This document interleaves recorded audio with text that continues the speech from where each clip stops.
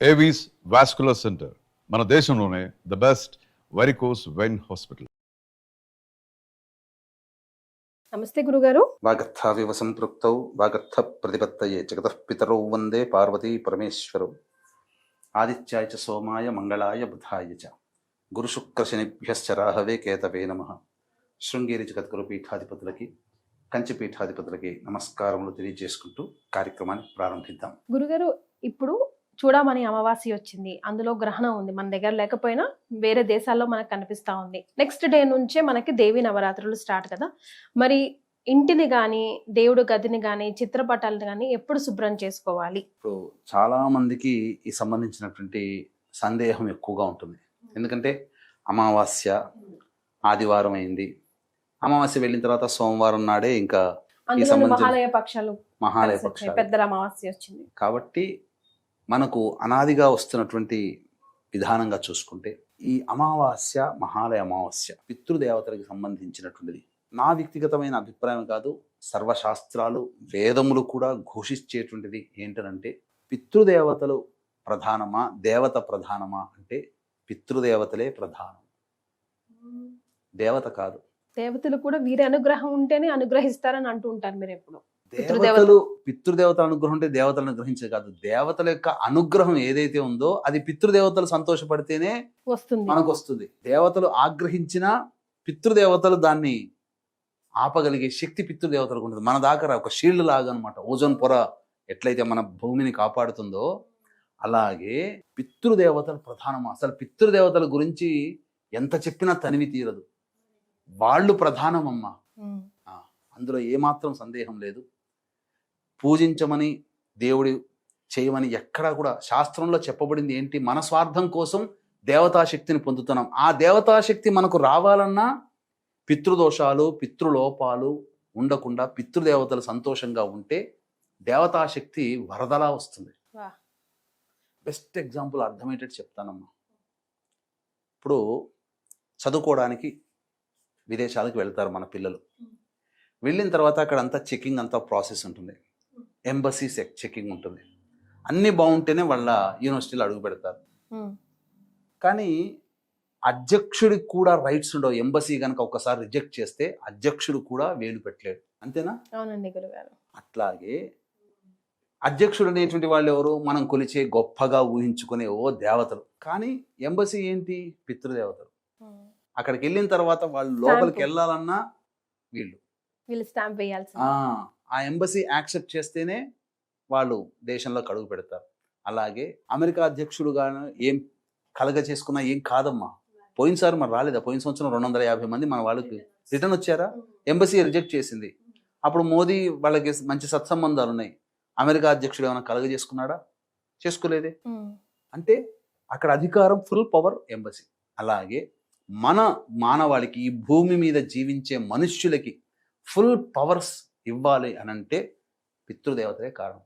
కాబట్టి ఇంతగా ఎందుకు చెప్తున్నా అంటే అమావాస్య పితృదేవతలకు సంబంధించి, అందులో మహాలయ అమావాస్య కాబట్టి శాస్త్ర ప్రకారం అనాదిగా వస్తున్నటువంటి ఆచారం ప్రకారం పితృదేవతలకి పెద్ద పీట వేయవలసిందే. ఆ రోజున పితృదేవతల ఆరాధన చేయాల్సిందే. మరి తెల్లవారే నవరాత్రులు ప్రారంభం కదండి, మేము ఎట్లానండి అంటారా? చేస్తావు. పొద్దునే 6 గంటలకు లేచే బదులు 3ంటికి లేవండి. లేచి ఇల్లంతా కూడా చక్కగా స్నానం ఆచరించి ఇల్లంతా తుడుచుకోండి. ఆ సూర్యోదయం అయ్యేప్పుడు అంటే పొద్దునే జపం పూజ చేసుకోవాలి, అమ్మవారిని పీఠం పెట్టుకోవాలి అనుకున్న వాళ్ళు 2 గంటల ముందరే లేచేవన్నీ అప్పుడు సర్దుకోండి. అమావాస్య రోజున సర్దుకోకండి. నెక్స్ట్ డే సూర్యోదయం తర్వాతనే సూర్యోదయం లోపల 3 గంటలకు లేస్తే క్లీనింగ్ అయిపోవాలి. సూర్యోదయానికి పెట్టుకోవచ్చు. ముఖ్యంగా ఇది మనం చేయాల్సింది.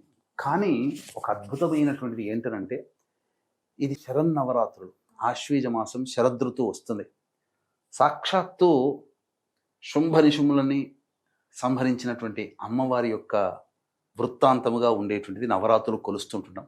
చివరిగా రాజరాజేశ్వరి సంపూర్ణ అవతారం, అనేక రూపాల్లో అమ్మవారిని కొలుస్తూ ఉంటుంటాం.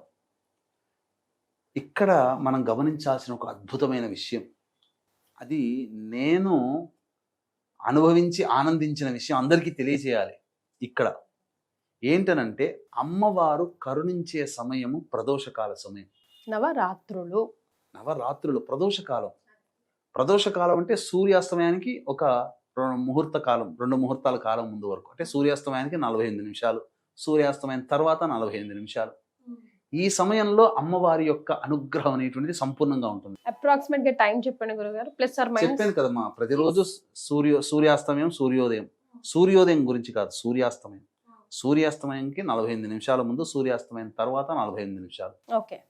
ఈ సమయమే అమ్మవారు సంపూర్ణ అనుగ్రహంగా ఉంటుంది. కావాలంటే చెక్ చేసుకోమా నువ్వు వెళ్ళి.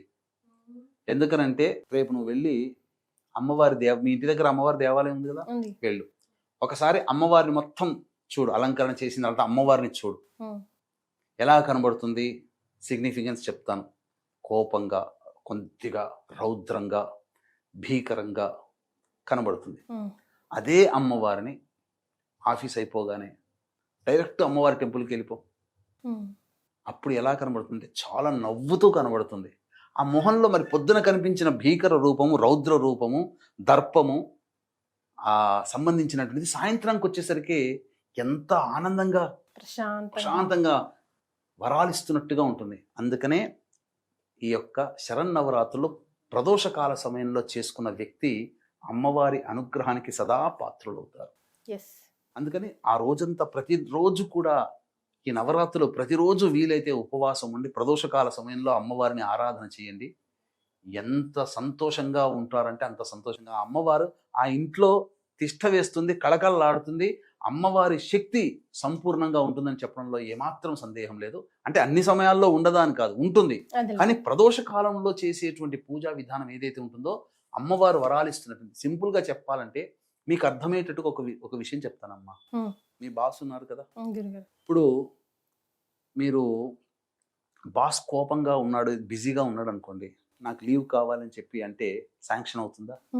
సంతోషంగా ఉన్నాడు, చిల్అవుట్ చేస్తున్నాడు, జోవియల్గా ఉన్న టైంలో పోయి 4 మాటలు మాట్లాడి నాకు పలానా రోజు ఇంట్లో పని ఉంది, నాకు లీవ్ కావాలంటే ఓకే గో హెడ్ అని అంటాడు. అలాగే అమ్మవారు సంతోషంగా ఉండే సమయం ప్రదోష కాలానికి ఉండేటువంటి సమయం. కాబట్టి ఆ సమయంలో అమ్మవారిని ఆర్జీ పెట్టుకో, పూజ చేయి, అమ్మవారిని సంతోషపెట్టు. ధూపదీప నైవేద్యాలు, పంచోపచారాలు, షోడశోపచార విధానంగా పూజ చేసి అమ్మవారికి ఆర్జీ పెట్టు. నీకేం కోరిక కావాలో ఎందుకు తీర్చదో మహాతల్లి, ముగ్గురమ్మల మూలపట్టు తల్లి ఆ దుర్గాదేవి ఖచ్చితంగా తీరుస్తుంది. సో ఈ రోజు ఈ వీడియోలో నవరాత్రులకు సంబంధించిన అనేక ధర్మ సందేహాలు గురుగారు అయితే నివృత్తి చేశారు. ఒక్కొక్క వీడియోలో మనం డెఫినెట్గా ఈ 9 అవతారాలకి సంబంధించి ఏ రంగు అమ్మవారికి ఇష్టం, ఏ నైవేద్యం సమర్పించాలి, ఏ అష్టోత్తరంతో అమ్మవారిని పూజించాలి, ఆరాధించాలన్న విషయాలు ఒక 9 వీడియోలుగా గురుగారు ఆధ్వర్యంలో మళ్ళీ చేస్తాను. ఇప్పటికైతే రెగ్యులర్ ధర్మ సందేహాలు నవరాత్రులకు సంబంధించి గురుగారు ఆధ్వర్యంలో నివృత్తి సమాధానాలు తెలియజేశారు. చాలా సంతోషం గురుగారు, ధన్యవాదాలు. సర్వం శ్రీ మమహేశ్వర పరబ్రహ్మార్పణమస్తు.